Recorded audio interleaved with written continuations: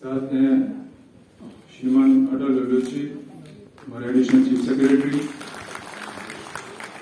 Vice chancellor कास्ट Kashmir Nazir Ahmad Ganesh ji, vice chancellor कास्ट Jammu professor doctor JP Sharma ji. दीप प्रज्वलन का कार्यक्रम हमारी परंपरा है,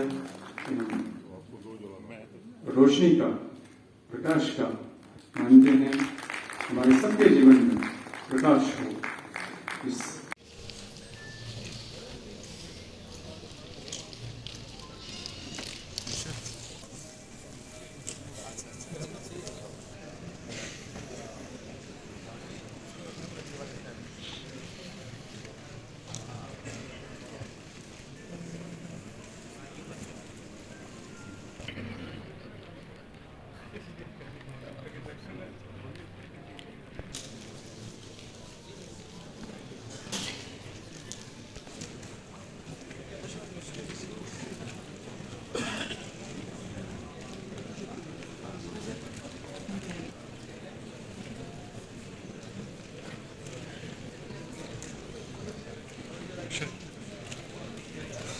के सहयोग से, लैबोरेटरीज के सहयोग से जो उसमें काम कर रहे हैं, ये हम सबके लिए बहुत लाभदायक सिद्ध होगी। धन्यवाद, धन्यवाद। अटल लुलू जी, हमारे additional chief secretary, vice chancellor कास्ट कश्मीर नजीर अहमद गणेश जी, वाइस चांसलर कास्ट Jammu professor doctor JP Sharma ji. दीप रोशनी का, प्रकाश का मानते हैं, हमारे सबके जीवन में प्रकाश हो। अभी प्रार्थना करूंगा एडिशनल चीफ सेक्रेटरी श्रीमान अटल लुलू जी को। श्रीमान अटल जी, धन्यवाद। डिपार्टमेंट्स के डिस्ट्रिक्ट ऑफिसर्स 20 के 20 जिलों से आए हुए, स्क्वास्ट जम्मू और स्क्वास्ट कश्मीर के faculty members, technical working groups जिन्होंने ये प्रोजेक्ट प्रपोजल्स बनाए उनके मेंबर और चेयरमैन, यहाँ पर बैठे हुए जम्मू सूबे के किसान एडवाइजरी बोर्ड के मेंबर्स, यहाँ प्रगतिशील किसान, देवियों और सज्जनों। जैसा कि आप अच्छी तरह से जानते हैं कि पिछले 5-6 महीने से माननीय उपराज्यपाल महोदय की नेतृत्व में एक ब्लूप्रिंट बनाया गया एग्रीकल्चर और एलाइड सेक्टर्स का, एक कॉम्प्रिहेंसिव प्लान, जिससे कि जो ग्रोथ रेट है एग्रीकल्चर सेक्टर की, ये कैसे कई गुना बढ़ाई जाए। और हमारा अनुमान है कि 5 साल के बाद कांस्टेंट प्राइसेस पर ये ग्रोथ रेट 11% हो जाएगी। और जैसा कि अभी प्रोफेसर गणेश साहब कह रहे थे कि इस पूरी एक्सरसाइज में एग्रीकल्चर प्रोडक्शन डिपार्टमेंट की टीम, स्क्वास्ट जम्मू की टीम, स्क्वास्ट कश्मीर की टीम इकट्ठे मिलकर काम किया दिन रात, तब जाकर ये 29 प्रोजेक्ट बने जिनका टोटल एस्टिमेटेड कॉस्ट 5013 करोड़ है। और इसको अप्रूव करने के लिए मैं एक बार फिर से एग्रीकल्चर की पूरी फ्रेटर्निटी, वो डेवलपमेंट डिपार्टमेंट्स हो या स्क्वास्ट जम्मू या स्क्वास्ट कश्मीर हो या किसान एडवाइजरी बोर्ड के मेंबर हो या सभी किसान जो जम्मू कश्मीर के हों, उनकी तरफ से हृदय से आभार व्यक्त करता हूँ माननीय श्री मनोज सिन्हा जी का, जो माननीय उपराज्यपाल है जम्मू कश्मीर।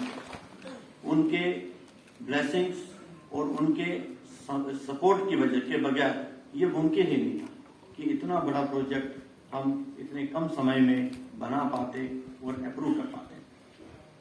जैसा कि आपने सुना होगा, इस प्रोजेक्ट के काफी सुखद परिणाम होने की उम्मीद है। जैसा मैंने कहा कि हमारी जो compounded annual growth rate agriculture और एलाइड सेक्टर्स की है, ये 11% पर पहुंचने की उम्मीद है। हमारा जो कंट्रीब्यूशन है जीडीपी को, ये लगभग दुगना हो जाएगा, eight almost double, it will double. और लाइवलीहुड सपोर्ट अगर हम देखें तो हमारे 13 लाख किसान परिवार हैं, उनकी इनकम्स में काफी इजाफा आने की उम्मीद है। और खास फोकस होगा कोई 2,62,000 किसान परिवारों पर जो कि स्मॉल एंड मार्जिनल फार्मर्स की श्रेणी में आते हैं।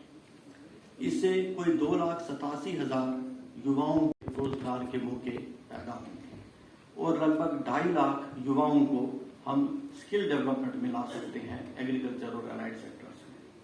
तो अगर हम नटशेल में बात करें तो ये प्रोजेक्ट यहाँ की जो सबसिस्टेंस एग्रीकल्चर इकोनॉमी है इसको ट्रांसफॉर्म करेगा into a sustainable commercial agri economy.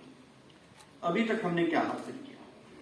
सबसे पहला काम था कि किन उसूलों पर हमको चलना है और किस स्ट्रेटजी को फॉलो करना है, वो तय हुई।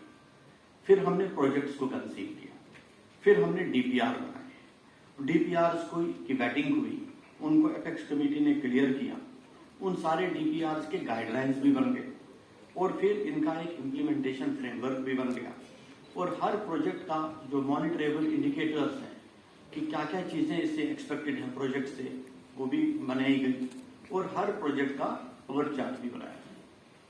अब हमारे पास जो नेक्स्ट स्टेप्स हैं, मुझे लगता है कि सबसे पहला काम हमारे सामने है कि ये जो गवर्नमेंट का, सरकार का विजन है और जो एपेक्स कमेटी का विजन है, इस विजन को हमारे डिस्ट्रिक्ट ऑफिसर्स के साथ, सब डिस्ट्रिक्ट ऑफिसर्स के साथ, ब्लॉक लेवल ऑफिसर्स के साथ, पंचायत लेवल ऑफिसर्स के साथ, हमारा जो नॉन गेजेटेड टेक्निकल स्टाफ जिनको ये प्रोजेक्ट इंप्लीमेंट करना है, ये उनके साथ शेयर करना।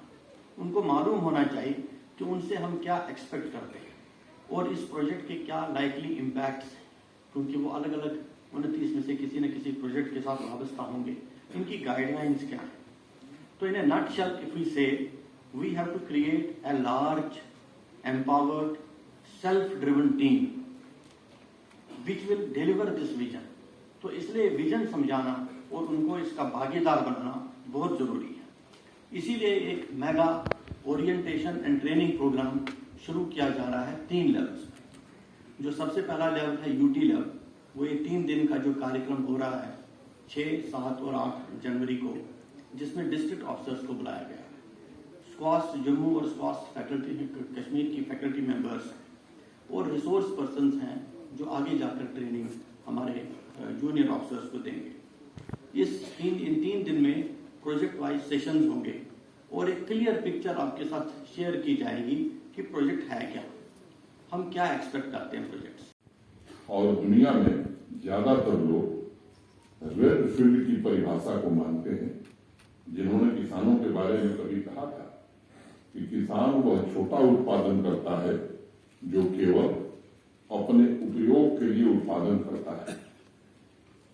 मुझे विश्वास है कि आज जो काम हम कर रहे हैं या पिछले कुछ महीनों से आप सबने जो मेहनत की है, इन परियोजनाओं के इम्प्लीमेंट हो जाने के बाद हम इस परिभाषा को बदलने में निश्चित रूप से कामयाब होंगे और किसान, जम्मू कश्मीर का किसान सिर्फ अपने जीवन यापन के लिए खेती नहीं करेगा, बल्कि वह जम्मू कश्मीर के आर्थिक विकास और भारत के निर्माण में अपना महत्वपूर्ण योगदान दे सकेगा। मैं ऐसा मानूंगा।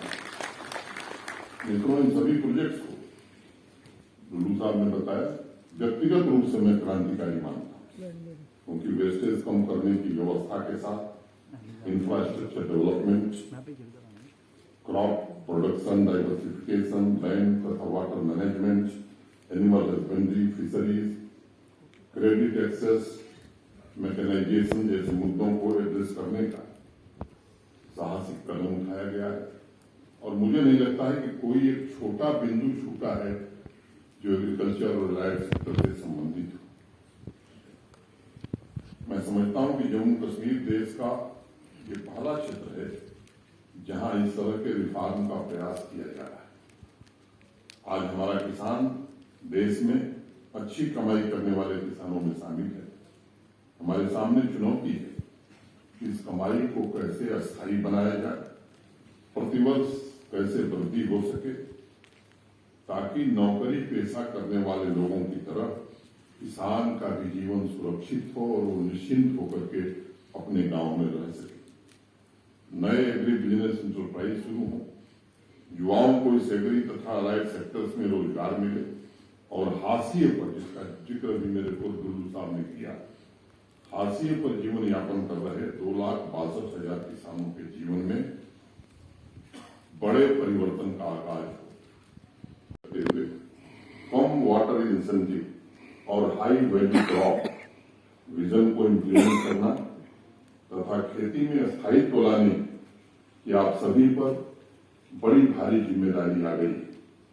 क्लाइमेट स्मार्ट एग्रीकल्चर की परिकल्पना को हकीकत का जामा पहनाकर हम केवल व्यवस्था को भी नया आकार देंगे, किसानों की संपन्नता को भी एक नया आकार देंगे। जो भी किसान भाई नीश क्रॉप्स यानी विशेष फसलों को अडॉप्ट करना चाहते हैं, मेडिसिनल और हाई डेंसिटी फ्लोरिकल्चर की तरफ शिफ्ट होने की उनकी मंशा है, उनके लिए भी सभी तरह के सपोर्ट सिस्टम की व्यवस्था इसमें की गई है। उसकी जानकारी आपको इम्प्लीमेंटेशन फ्रेमवर्क में डॉक्यूमेंट के माध्यम से लुलू साहब ने आपको बताया कि दिया जाएगा। हम रूरल बिजनेस एवं सर्विस हब्स की स्थापना भी करने की कोशिश करेंगे। जम्मू कश्मीर में एग्रीकल्चर मार्केटिंग को नया स्वरूप देने की कोशिश होगी। फसलों का अधिक से अधिक लाभ किसानों तक कैसे पहुंचे, ये हमारा अल्टीमेट लक्ष्य होगा। किसान भाई मिलेट ईयर है 2023, इस ईयर में हम लोग प्रवेश कर रहे हैं। मिलेट की फसलों को अडॉप्ट करें, इसके लिए भी प्राविधान किया है। कुल आमदनी लगभग 35-40% किसानों की आमदनी का हिस्सा डेयरी और सी फार्मिंग का हो, इसके लिए भी प्राविधान किया गया। ऐसे अनेक प्रोजेक्ट पर काम हम करने जा रहे हैं जो हमारे प्रोडक्शन को भी, हर क्षेत्र के प्रोडक्शन को बढ़ाएगा और संपन्नता लाएगा। किसान भाइयों की आमदनी में होने वाली बढ़ोतरी यानी हर एक पहलू का खाका आप सबने मिलकर बनाया है, ताकि कृषि, हार्टिकल्चर, रिलायड सेक्टर में नई जान फूंकी जा सके और किसान भाइयों के लिए पहली बार डायरेक्ट इनकम सपोर्ट की व्यवस्था निर्मित हो सके।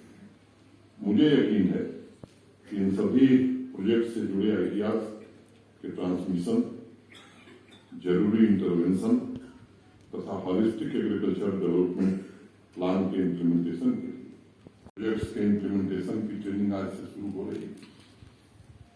वो अगले 5 सालों में निर्धारित लक्ष्य को प्राप्त करने के अलावा जम्मू कश्मीर में कृषि तथा एलाइड सेक्टर का ऐसा ढांचा तैयार करेगी जो मुझे मजबूत आधार प्रदान करेगा। आजकल कृषि क्षेत्र में एक चर्चा चल रही है कि वर्तमान पीढ़ी शायद आखिरी पीढ़ी होगी किसानी की। मुझे यकीन है कि अगले 5 साल में अगर हम सब ने मिलकर इन सभी प्रोजेक्ट्स को ठीक से इम्प्लीमेंट किया तो इस परिस्थिति को जम्मू कश्मीर में हम पूरी तरह से बदलने में कामयाब होंगे। जिस भी प्रोफेशन में कोई काम कर रहा है, डॉक्टर साहब लोग चाहते हैं कि हमारा बेटा डॉक्टर बन जाए, अफसर साहब लोग चाहते हैं कि हमारा बेटा अफसर बन जाए। किसान एक ऐसी स्थिति में आ गया था कि किसान कभी नहीं चाहता था कि मेरा बेटा किसान बने। मैं समझता हूं कि अगर इसको हमने ठीक से परिवर्तित किया तो केवल किसान नहीं कहेगा कि मेरा बेटा किसान बने, बल्कि अब अफसर और डॉक्टर भी कहेंगे नहीं मेरा बेटा किसान बने। ऐसी स्थिति में इन प्रोजेक्ट्स के द्वारा युवाओं को ये अवसर मिलेगा, उन्हें रिसोर्सेस की दृष्टि से अनलिमिटेड एक्सेस देगा।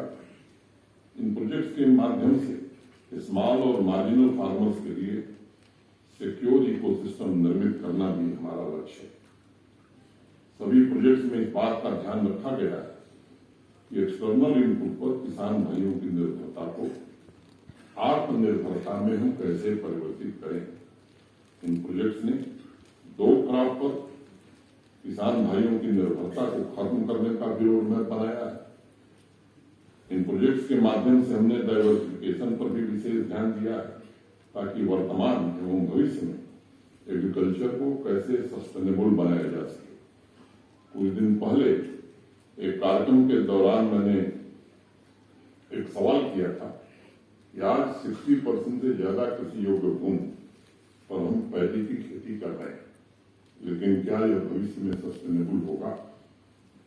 इसका जवाब आप सब जानते हैं और इसलिए क्लाइमेट सिस्टम के मुताबिक जरूरी टूल्स, एवं ट्रेन मैन पावर का गठन करने में भी सहयोग करेगी। मित्रों, लंबे समय से मैं भी सार्वजनिक जीवन में हूं, लेकिन मैं आज कह सकता हूं कि जमीन पर किसी भी योजना का इम्प्लीमेंटेशन 4 प्रमुख बातों पर निर्भर होता है: मैकेनिज्म, रिसोर्स, कोऑर्डिनेशन तथा मूल्यांकन। और यही वो 4 पहलू हैं जो पॉलिसी को एक्शन प्रोग्राम में रूपांतरित करते हैं। लेकिन एग्रीकल्चर सेक्टर के इस महत्वाकांक्षी परियोजना में एक 5वां फैक्टर भी है, और वो सबसे जरूरी, और उसके लिए मैं आप सबसे विनम्रतापूर्वक अनुरोध करना चाहता हूं, उस पर विशेष ध्यान देने की जरूरत है। वो है संवेदनशीलता। खेत का अपना स्वभाव होता है, उसकी अपनी भाषा होती है और उसी को किसान समझता है। इसलिए पूरी संवेदनशीलता के साथ हम सबको न सिर्फ मिट्टी के मुहावरों को समझना है, बल्कि किसानी के पहरेदार बनकर हर एक किसान भाई के हितों की रक्षा भी करने की जिम्मेदारी लेगी। इस ट्रेनिंग वर्कशॉप के दौरान आप सभी को इम्प्लीमेंटेशन से जुड़े बैरियर्स एवं चुनौतियों के बारे में भी विस्तार से बताया जाएगा। मैं उसके तकनीकी पक्ष में टेक्निकलिटीज में न जाकर सिर्फ आपसे ये कहना चाहूंगा कि चाहे जितनी बड़ी चुनौती हो, उसे individual competence, organisational capability, commitment, information tools तथा रिसोर्सेज द्वारा आसानी से पार किया जा सकता है। हमें इस बात का भी ध्यान रखना होगा कि होलिस्टिक एग्रीकल्चर डेवलपमेंट प्लान कोई ये रूटीन सरकारी योजना नहीं। इसमें जम्मू कश्मीर के किसानों की संपन्नता और पूरे जम्मू कश्मीर की उन्नति। Additional chief secretary agriculture development श्रीमान अटल जी, इसकास जम्मू के वाइस चांसलर माननीय प्रोफेसर जेपी शर्मा जी, इसकास कश्मीर के वाइस चांसलर माननीय नजीर गनई साहब, दोनों यूनिवर्सिटीज के फैकल्टी मेंबर्स, हमारे एग्रीकल्चर और अलाइड डिपार्टमेंट के सभी एचओडीज, डिस्ट्रिक्ट लेवल के सभी ऑफिसर्स, कृषि विज्ञान केंद्रों के सभी वैज्ञानिक, सभागार में उपस्थित किसान भाइयों, मीडिया के मित्रों, और आज से शुरू हो रहे ट्रेनिंग एवं ओरिएंटेशन कार्यक्रम में हिस्सा लेने वाले सभी साथियों, मैं आप सभी का इस ट्रेनिंग और ओरिएंटेशन प्रोग्राम पर नहीं है, बल्कि मुझे लगता है कि जम्मू कश्मीर का भविष्य इसमें ही निहित है। मैं समझता हूं किसान ही वास्तविक रूप से जम्मू कश्मीर का भाग्य विधाता है, और जब तक उसके परिवार की तस्वीर नहीं चमकेगी, तब तक जम्मू कश्मीर की तकदीर नहीं चमकने वाली है। खेत से ही खुशियां किसानों के घर भी पहुंचेंगी। जब 13 लाख किसानों के घर खुशहाली आएगी, उनमें स्वाभिमान जागृत होगा, तभी जम्मू कश्मीर में भी खुशहाली आएगी और जम्मू कश्मीर का भी स्वाभिमान जागृत होगा। और इसलिए हमें जरूर आवश्यक है कि सभी स्टेक होल्डर्स एकजुट और संकल्पबद्ध प्रयास करें। सभी 29 प्रोजेक्ट्स को जमीन पर उतारने के बेहतर तरीके क्या हो सकते, इसे इम्प्लीमेंट करके किसान भाइयों के अंदर एक गर्व और संतोष की भावना हम कैसे पैदा कर सकते हैं। अनेक प्लेटफॉर्म पर अलग अलग मैंने अनेकों बार कहा है, और ये मेरा निजी विश्वास है, ये जो अपेक्स कमेटी में निर्मित ये महत्वाकांक्षी योजना और 29 प्रोजेक्ट्स जम्मू कश्मीर की कृषि की अर्थव्यवस्था को नए विकास के पथ पर ले जाएगी। जीवन यापन से जुड़ी खेती किसानों को लाभदायक एवं कॉमर्शियल कृषि अर्थव्यवस्था में बदलने में सक्षम हो। आपको जानकर आश्चर्य होगा कि 12,000 वर्ष पूर्व दुनिया में खेती शुरू हुई थी, लेकिन अभी तक किसान की ठीक ठीक परिभाषा ये मान्य नहीं हुई है। कई सारी कैटेगरी बनाई गई है, कोई बड़ा किसान है, कोई छोटा किसान है, कोई बटाई पर खेती के ये जो 638 ट्रेनिंग और टेक्निकल सेशन है, ये बड़ी महत्वपूर्ण भूमिका निभाएंगे। और इसलिए डुल्लू साहब बहुत जोर देकर के कह रहे थे कि अटेंडेंस कंपलसरी है, और मैं उसके साथ जोड़ना चाहता हूं कि मंच पर जो लोग बैठे होंगे, मैं भी खुद इन सेशंस में कहीं न कहीं आने वाला हूं।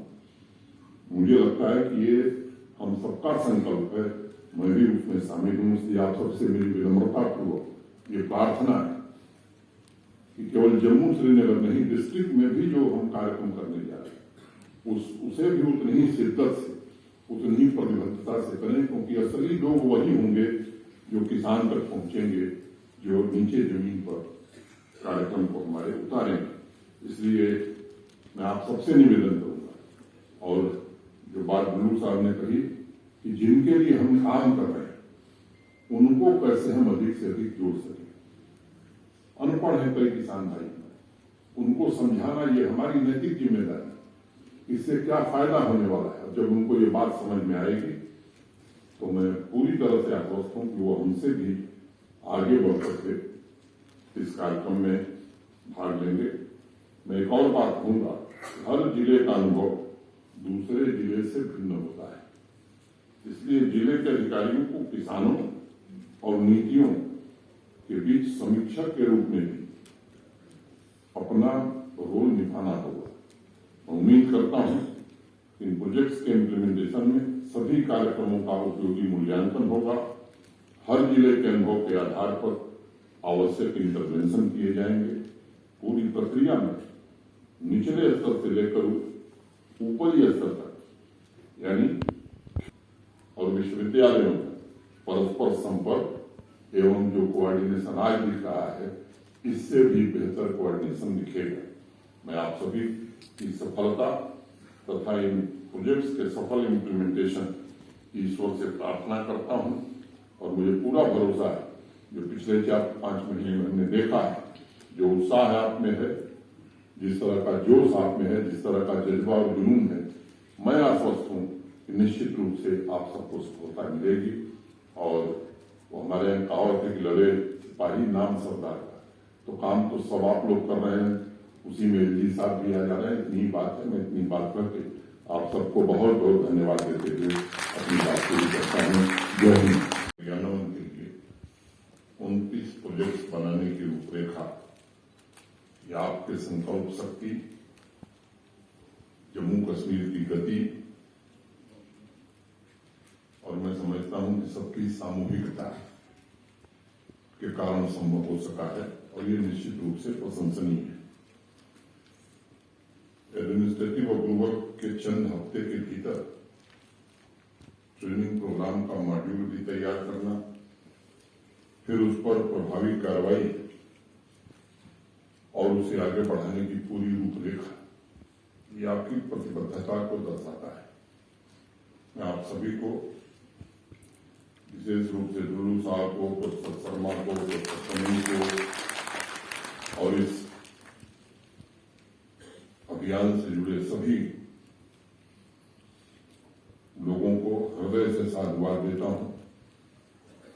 मुझे बताया गया है, और डुल्लू साहब ने भी विस्तार से बताया कि 10 अप्रैल 2023 तक यूटी लेवल, डिविजनल लेवल तथा डिस्ट्रिक्ट लेवल, इन तीनों स्तरों पर कुल मिलाकर 638 ट्रेनिंग सेशन सभी स्टेक होल्डर्स के लिए ऑर्गेनाइज किए जाएंगे, ताकि होलिस्टिक एग्रीकल्चर डेवलपमेंट प्लान को जमीन पर सुनियोजित तरीके से उतारा जा सके। एडमिनिस्ट्रेटिव काउंसिल के अप्रूवल के वक्त सभी 29 प्रोजेक्ट्स की डिटेल्स के साथ 2 महत्वपूर्ण डॉक्यूमेंट्स, इम्प्लीमेंटेशन फ्रेमवर्क तथा इम्प्लीमेंटेशन गाइडलाइंस भी तैयार कर दी गई, जो अगले 5 वर्षों तक विभिन्न चरणों में इस महत्वाकांक्षी योजना के एग्जीक्यूशन के लिए सभी स्टेक होल्डर्स का